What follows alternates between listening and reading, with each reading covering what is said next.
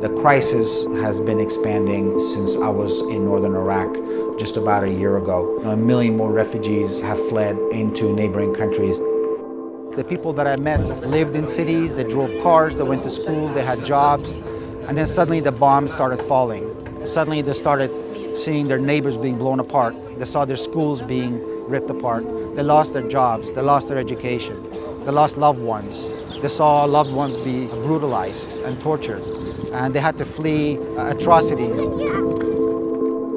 Sometimes we just think in terms of numbers, and numbers have their value. It's important to know that we have almost 4 million Syrian refugees, but at the same time, each and every one of those 4 million people is a human life, each with a very specific story, each with a particular set of circumstances, each with a set of dreams and aspirations.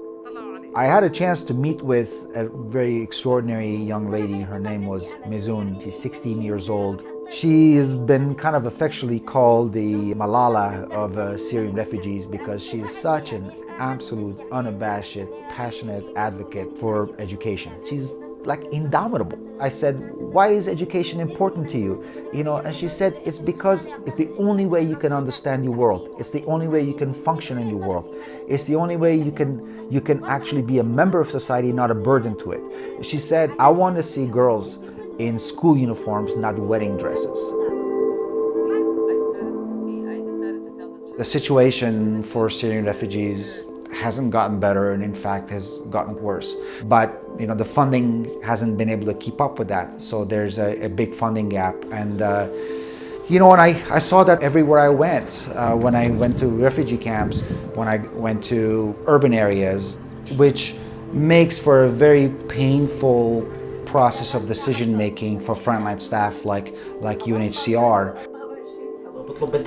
Hassan is a 75-year-old man with a very kind of a light-hearted, jovial demeanor. He lives with 14 other family members. There's 15 of them living in a basement. This family's main source of income is the cash assistance program from UNHCR.